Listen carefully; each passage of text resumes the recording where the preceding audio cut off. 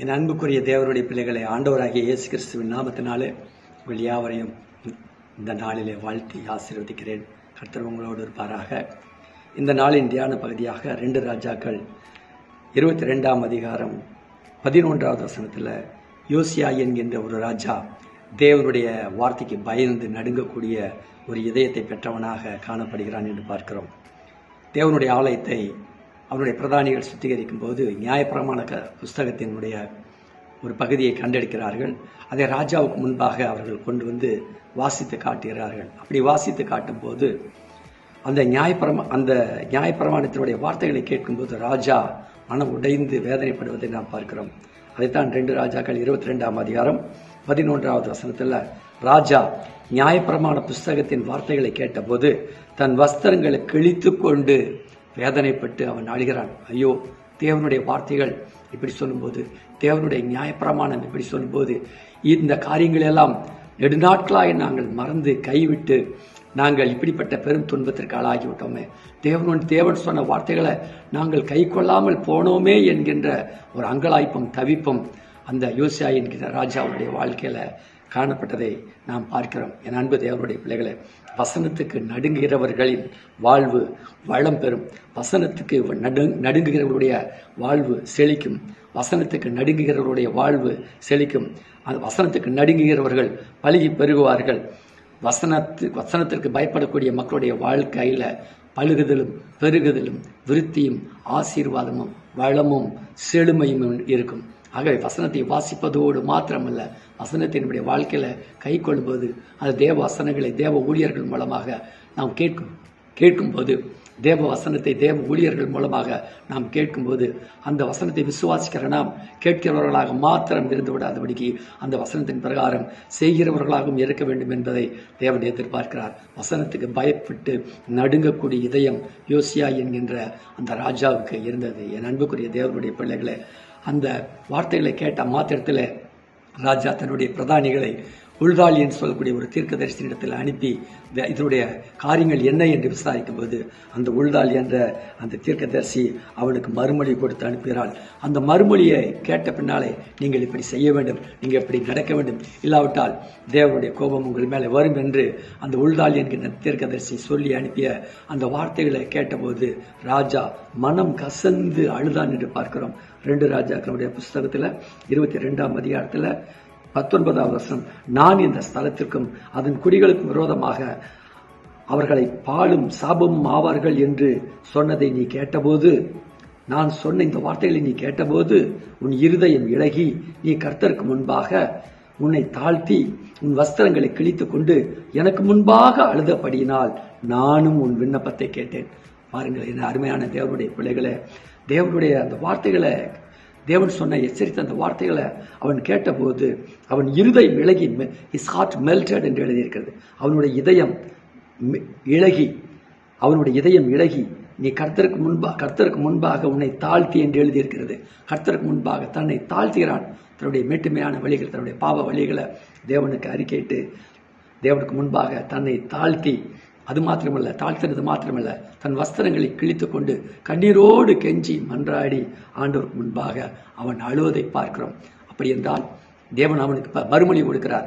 என்னுடைய வார்த்தைகளை கேட்ட மாத்திரத்தில் உன் இருதயம் பயந்து நடுங்கி எனக்கு முன்பாக நீர் அழுது உன்னை தாழ்த்தி எனக்கு முன்பாக உன்னை தாழ்மையாய் நீ நடந்து கொண்டது நிமித்தமாக இதோ நானும் நீ என்ன விண்ணப்பத்தை என்னை நோக்கி கேட்டாயோ அந்த விண்ணப்பத்திற்கு நானும் உனக்கு நிச்சயமாய் பதில் கொடுப்பேன் என்று கர்த்தர் அவனுக்கு மறுமொழி கொடுத்தார். என் அன்பு தேவனுடைய பிள்ளைகளை, தேவனுடைய வார்த்தைகளை கேட்கக்கூடிய நமக்கு, தேவனுக்கு பயந்து தேவனுடைய வார்த்தைகளை கேட்கக்கூடிய நமக்கு, தேவனுடைய வார்த்தைகளை கேட்டு அதன்படியே விட்டு விடாதபடிக்கு அந்த வார்த்தைகளை இதயத்தில் உள்வாங்கி அந்த வார்த்தைகளுக்கு முன்பாக பயந்து நடுங்கும் ஒரு இதயத்தை தேவனாய் கர்த்தர் நமக்கு தர வேண்டும் என்று நீங்கள் பச்சமாய் தேவனாய் கர்த்தரிடத்தில் கேட்க வேண்டும் என்று விரும்புகிறேன்.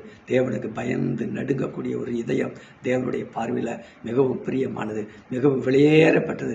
அந்த இதயம் தேவனை நோக்கி கூப்பிடக்கூடிய அந்த அழுகையின் சத்தம், விண்ணப்பங்களின் சத்தம், ஜெப சத்தத்தை தேவனாய் கர்த்தர் கேட்டு அவர்களுக்கு நிச்சயமாகவே பதில் கொடுக்கிறார். என் அன்பு தேவனுடைய பிள்ளைகளை, வார்த்தைகளை கேட்கிறவர்களாக மாத்திரம் நீங்கள் இருந்து விடாதபடிக்கு அந்த வார்த்தைகளின் பிரகாரம் செய்கிறவர்களாகவும் நாம் மாறும்போது நம்முடைய வாழ்க்கை செழிப்பாக இருக்கும் என்று ஆண்டவர் சொல்கிறார்.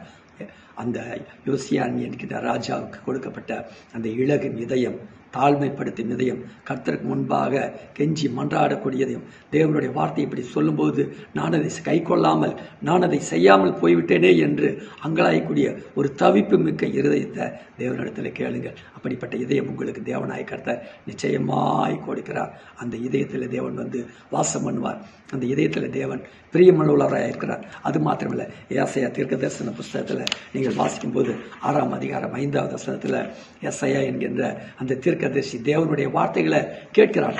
தேவனுடைய வார்த்தைகளை கேட்ட மாத்திரத்தில் அவன் இதயம் பயந்து போய், ஐயோ நான் அதமானேனே, தேவனுடைய சர்வ வல்லவரை என்னுடைய கண்கள் கண்டதே என்று சொல்லி அவன் கலங்கி அவன் வேதனைப்பட்டு அங்கலாய்த்து தவிப்பதை நம்மால் பார்க்க முடியாது. ஏசாயா 6ஆம் அதிகாரத்தில் நீங்கள் வாசிப்பீர்கள் என்றால் அந்த 5வது வசனத்தில், அப்பொழுது நான் ஐயோ அதமானேன், நான் அசுத்த உதடுகள் உள்ள மனுஷன், அசுத்த உதடுகள் உள்ள ஜனங்களின் நடுவில் வாசமாயிருக்கிறவன், சேனைகளின் கர்த்தராகிய ராஜாவை என் கண்கள் கண்டதே, அவருடைய வார்த்தையை என் செவிகள் கேட்டதே, ஐயோ நான் அதமானேன் என்று தேவனுடைய வார்த்தையை கேட்டபோது பயந்து நடுங்கி நான் அதமானேன் என்று சொல்லி அவன் அங்கலாய்த்து தவித்து தன்னுடைய நிர்பாக்கியமான நிலையை தேவனுக்கு முன்பாக கதறி சொல்வதை பார்க்கிறோம். என் அன்பு தேவனுடைய பிள்ளைகளை, கர்த்தருடைய வார்த்தைகளுக்கு நடுங்கக்கூடிய ஒரு மனிதனுடைய வாழ்வு ஆசீர்வாதமாக இருக்கும். அந்த வாழ்வு கர்த்தருடைய வார்த்தைக்கு முன்பாக பயப்படக்கூடிய மனிதனை ஆண்டவர் செழிக்க செய்வார், பழுக செய்வார், பெருக செய்வார், விருத்தியடை செய்வார். அவனுடைய வாழ்வின் ஊன்றுகோலாய் ஆதாரமாய் அந்த வார்த்தைகளை அவன் எடுத்து சுமந்து செல்வது நிமித்தமாக அவன் தன்னுடைய வாழ்க்கையில் இடராதபடிக்கு ஆண்டவர் அவனை நடத்தி செல்வார். வனாந்தரத்திலே ஒரு குதிரை இடராதபடி நடந்து வருவது போல நாம் நடந்து வந்த பாதைகளிலெல்லாம் அவர் நம்மை வார்த்தையை கொண்டுதான் தேவனாய் கர்த்தர் நம்மை இடராதபடி நடத்தி வருகிறார். என் அன்பு தேவனுடைய பிள்ளைகளே, என்னை நோக்கி பிதாவே பிதாவே என்று கூப்பிடுகிறவனை நோக்கி அல்ல, என்னுடைய வார்த்தைகளை கேட்ட மாத்திரத்தில் பயந்து நடுங்குகிறவனை நான் நோக்கி பார்ப்பேன் என்று கர்த்தர் சொல்கிறார். தேவனுடைய வார்த்தை சர்வ வல்லமை மிக்க வானத்தையும் பூமியும் உண்டாக்கினவருடைய வார்த்தை. அவருடைய சத்தம் பெருவெள்ளமாய், பெரும் இரைச்சலாய், பெண்மான்களை ஈணும்படி செய்கிறதாய், பெரும் குமரலாய், வனாந்திரத்தில் துணிக்கும் வனாந்திரத்தை அதிர பண்ணக்கூடிய சத்தமாய், கேதுரு மரங்களை முறிக்கக்கூடிய சத்தமாய் இருக்கிற அந்த வார்த்தைக்கு முன்பாக நாம் பயந்து நடுங்குவோம். அந்த வார்த்தைக்கு முன்பாக நம்மை தாழ்த்துவோம். அந்த வார்த்தையின் பிரகாரம் செய்ய நம்மை ஒப்பு கொடுப்போம். ஆண்டவரே, யோசியாவுக்கு கொடுத்த அந்த இளகிய இதயம், தேவனுடைய வார்த்தைக்கு பயப்படக்கூடிய இதயம், அதே போல ஏசாயா தீர்க்கதரிசி தேவனுடைய வார்த்தையை கேட்ட மாத்திரத்தில் ஐயோ நான் அதமானேன் என்று தன்னை மிகுந்த வேதனைக்குள்ளாக்கி கொண்டு தேவனை நோக்கி கதறிய அந்த இதயத்தை கேளுங்கள். தேவனாயிருக்கிறவர் ஒரு புதிய இதயத்தை உங்களுக்குள்ளே சிருஷ்டிப்பார். அந்த புதிய இதயம் உங்கள் வாழ்க்கையில் சிருஷ்டிக்கப்படும்போது புது ஆசீர்வாதங்கள், புது ரெகபோத், புது மேன்மைகள், புதிய கிருபைகளால் ஆண்டவர் உங்களை அலங்கரிப்பார். கர்த்தர் உங்களை ஆசீர்வதிப்பார். ஜெபம் செய்வோம். ஆண்டவரே, ராஜாதி ராஜாவே, உம்முடைய வார்த்தைகளை நாங்கள் கேட்கிறவர்களாக மாத்திரமல்ல, அந்த வார்த்தைகளின் பிரகாரம் செய்கிறவர்களாகவும் எங்களை மாற்ற வேண்டும் என்று சொல்லி ஜெபிக்கிறோம். உமக்கு பயந்து நடுங்கக்கூடிய இதயத்தை எங்களிலே சிருஷ்டிப்பீராக. உம்முடைய வார்த்தைக்கு பயந்து நடுங்கக்கூடிய இதயத்தை எங்களிலே உருவாக்கி தருவீராக. யோசியாவை போல, ஏசாயா தீர்க்கதரிசி போல கர்த்தருடைய வார்த்தைக்கு முன்பாக கர்த்தருடைய வார்த்தையை கேட்டபோது பயந்து நடுங்கும் இதயத்தை நீர் எங்களுக்குள்ளே சிருஷ்டித்ததுக்காக கொடாகோடி ஸ்தோத்திரம். அந்த வார்த்தைக்கு முன்பாக தாழ்த்துகிறோம், தலை வணங்குகிறோம். தேவரீர் எங்களை நீர் ஆசீர்வதிப்பீராக. பெரிய காரியங்களை செய்யும். இவற்றெல்லாம் அருமை இரட்சகராம் இயேசுவின் நாமத்தில் வேண்டிக் கொள்கிறோம். எங்கள் ஜீவனுள்ள நல்ல தந்தையே. ஆமேன், ஆமேன், ஆமேன். கர்த்தர் உங்களை ஆசீர்வதிப்பாராக. God bless you all.